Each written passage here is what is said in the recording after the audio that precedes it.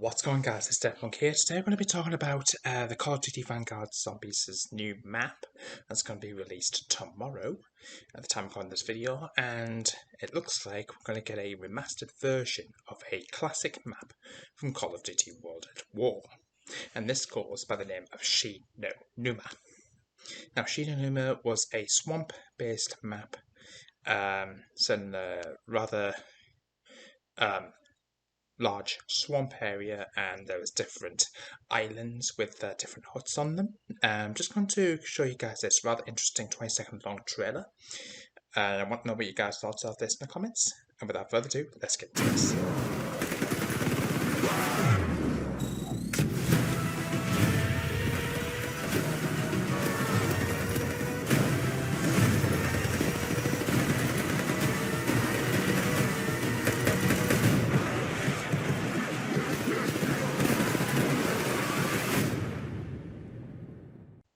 So I want to know what everyone's thoughts are of that. Please do let me know in the comments box down below. So as you guys can see from Call of Duty's blog, this is the promotional poster for Numa. Looks really creepy and looks rather interesting. So for those who are not familiar with Numa, otherwise known as the Swamp of Death, the close to classic round-based zombies experience in Vanguard, developed by Trauk as part of the Mercenaries of Fortune season. So this first came out in Call of Duty World at War, like I say, and it looks like we're going back to the old RAM-based gameplay that we all love from Call of Duty's history. So that swamp is where Dear Varheit found the artifact of Syraxis. That's according to Professor Gabriel Kraft. The endgame draws near. There may be somewhere to stop Von List and his undead army. His bond with Cortifex and the Deathless can be broken. According to new intelligence, a certain relic found deep in Japanese swampland was used by Syraxis, the Shadow's enemies, to cast her out of a human host. If only her memories had not been stolen, she could tell exactly where the relic lies in the so-called Swamp of Death. But that is up to you and your allies to discover on familiar ground, Numa, and use it to cast Cortifex the Deathless out of Von List. As part of Mercenaries of Fortune, the fall season for Call of Duty Vanguard, Zombies fanatics can head back to reimagine Numa in a classic RAM-based experience. And our mission is to build the wonder weapon, find the relic, and expose the hidden horror of Cortifex's past. Now, the layout of the map is pretty much more or less the same as what we all know. As you guys can see, so we've got the storage hut, we've got the dig site, the comms room, the flogger, which is a death trap. We've also got the doctor's quarters and the fishing hut. So the map is divided into 6 primary sections: the doctor's quarters, fishing hut, comms room, storage hut, which is the top left-hand corner, dig site, and where the adventure begins is the main hut itself. So the main hut is pretty much where round 1 starts. The journey begins through the Swamp of Death in the storage vault, a small upper room in a 2-story hut with access to 2 war weapons, a radio, and an ammo box. After opening either the staircase or the passage to the infirmary, you'll have access to the entirety of the main hut and the courtyard. For ease of movement throughout, you'll want to open both eventually. So that is the new and improved main hut there on the image. On the main hut's lower level are several rooms, including the mess hall, war room, dormitory, and excavation room, as well as the outer flogger courtyard. Up the courtyard stairs is a fiendish fortitude perk fountain. Chuck it down for an essential health increase. A special note is the MK2 frag grenade wall buy in the upstairs infirmary and the stun mine wall buy in the courtyard. These can be lifesavers when you're getting squeezed by a large undead horde. Add the energy mine artifact into the mix, and enemies will have one hell of a time even getting into striking range. There's a potential mystery box location in the infirmary as well. Remember, the active box is indicated by a light pointing to the sky. Go to it and get armed.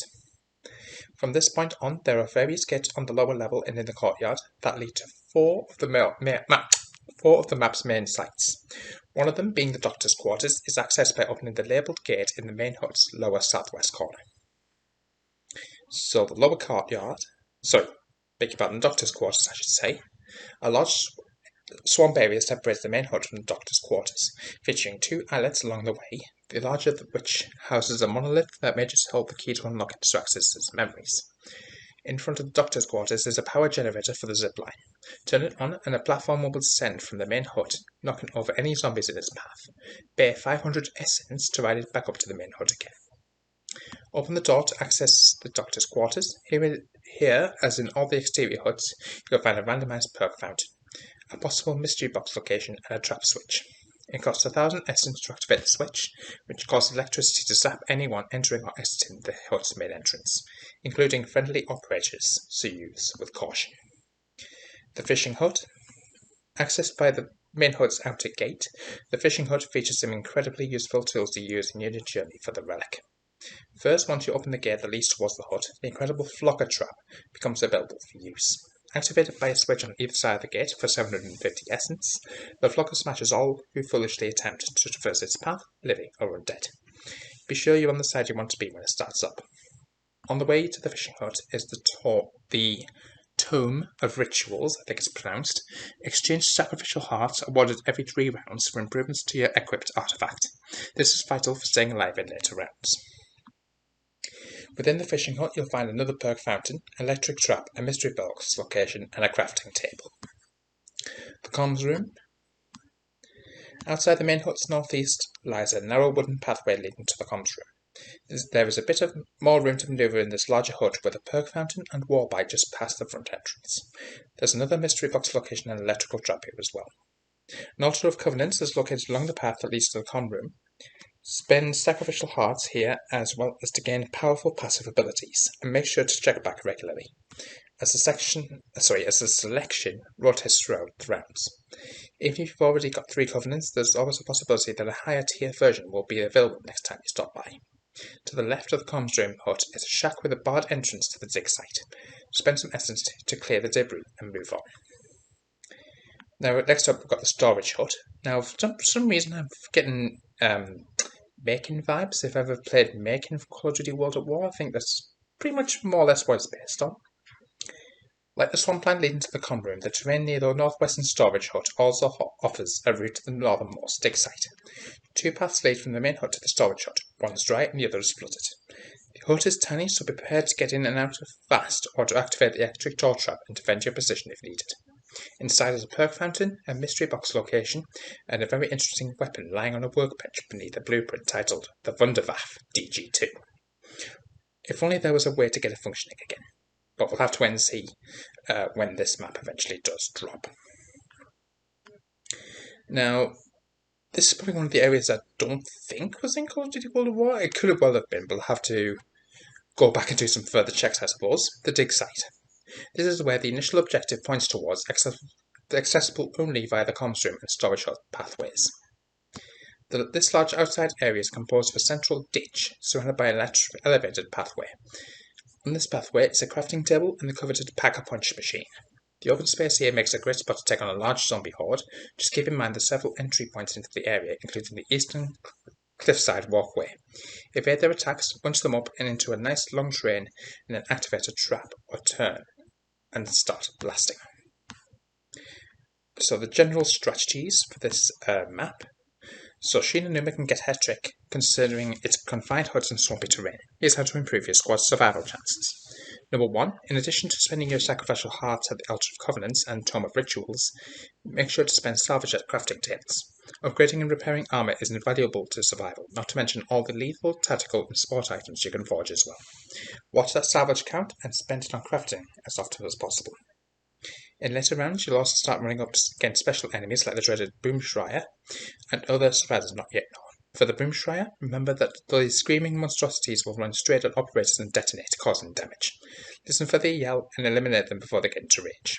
At round 10, the option to exfil via Rune Gate will be available in the main hut dormitory. You'll have the chance to exfil again every 5 rounds after that. Activate the event to initiate one final battle before making the escape. Top 10 tips. Traverse solid ground. Wading through the swamp slows operators down, so try and move on solid ground as much as possible. Minimize traversing waterlogged paths like those found in small areas of SHI and Numa as speed wins. Writing on the wall, confused in the main hut, look at the destination written over each of the 4 gates leading out. These direct you towards various sites like the storage hut, comms room, doctor's quarters, and fishing hut. Also check out the downstairs war room map in the main hut. A 2-way toll. When first spending essence to open a gate for one of the outer huts, remember that you'll still need to pay the cost of entering that hut. A heart for you and you. Throughout the match, learn a sacrificial heart every 3 rounds. Don't let them sit unused. Spend them liberally at the tournament rituals on the way to the fishing hut and at the altar of covenants near the comms room.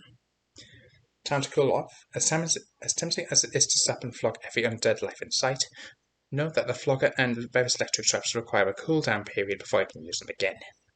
Zombies taken out by these traps all provide a much smaller essence reward, so save the traps for when you really need them. Look out for the wall buys. Throughout the match, various wall buy weapons will be upgraded to their Tier 1 Pack-a-Punch variant. You'll notice this right away as the wall buy outline changes from white to blue, and the cost increases from 4,000 essence. Pricey, sure, but you get what you pay for with heavy hitters. Covenant combos. Another reason to check back at the Ultimate Covenants throughout the match is to try and set up Covenant combos. For example, try pairing Cool the Weak, which deals more damage to slowed or stunned enemies, with Cryo Freeze and or Dead Wire. With this combo, you'll slow enemies and deal more damage to them for doing so. Experiment and find out what works for you. Tune in for more intelligence. So check out all the huts and dig cipher radios, activate them to take a deeper dive into the mystery behind SHI and Numa, and the coveted relic both craft and von this so desperately desire. Strange things. There are certainly some things amiss in these swaps, like the empty perk fountain in the Flog courtyard and the rune-covered monolith outside the doctor's quarters. And just what is it that you hope to find in that dig site anyway? A little more this time. Since this is the first classic run-based zombies experience to come to Vanguard, it's important to keep this in mind. With each run, you'll get more familiar with the map and its many intricacies, allowing you to push further and further into the questline in later rounds. So, I want to know what you guys' thoughts of this. Let me know in the comments box down below. I'm currently in Florida, and I don't have my PlayStation on me, sadly, so you can expect to see some gameplay from me within the next few weeks. So I apologise about any lack of gameplay on this. It is a map I will be checking out when I arrive back in the UK on the 2nd of July, so make sure you guys stay tuned to the channel. If you're new to the channel, please hit the subscribe button. Don't forget the notification box on the same hot videos, and I'll see you in the next one. Until then, peace out.